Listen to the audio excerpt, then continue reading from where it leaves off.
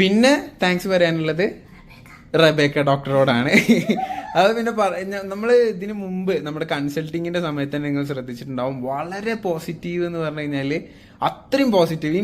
Even ജുബിയുടെ ഡെലിവറിയുടെ സമയത്ത് വരെ മൂപ്പര് കൗണ്ടർ അടിച്ചിട്ടാണ് ഡെലിവറി എടുക്കുന്നത്. ജുബിക്ക് ചിരിക്കാൻ പറ്റിയൊരു സിറ്റുവേഷൻ അല്ലെങ്കിലും മൈൻഡ് ഒരുപാട് അതുകൊണ്ട് സെറ്റായി ഞാൻ വിശ്വസിക്കുന്നുണ്ട്.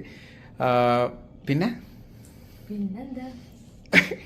പിന്നെ കുറെ പേര് ചോദിച്ചിട്ടുണ്ടായിരുന്നു ഇവിടുത്തെ എക്സ്പെൻസുകളും കാര്യങ്ങളൊക്കെ എത്രയായി, നമ്മൾ ടോട്ടൽ ഡെലിവറിക്കും ബേബി ഉണ്ടാവുന്ന വരെയുള്ള എക്സ്പെൻസ് കിട്ടിയിട്ടില്ല, ബില്ലൊന്നും കിട്ടിയിട്ടില്ല. അതായത് വാട്ടവർ അത് എത്രയാണെങ്കിലും നമ്മൾ അതൊക്കെ ഡീറ്റെയിൽ ആയിട്ട് വേറൊരു വ്ളോഗിൽ പറയാം. കാരണം അതൊന്നും കിട്ടിയിട്ടില്ലല്ലോ, എത്ര ചിലവായി ഒക്കെ ഞാൻ പറഞ്ഞുതരാം.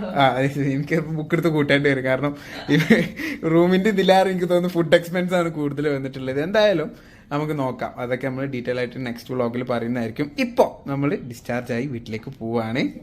പോകുന്നത് ഞാൻ അത് അടുത്ത ക്വസ്റ്റ്യൻ ആണ്, ജുബിയുടെ വീട്ടിലേക്കാണ് പോകുന്നത്.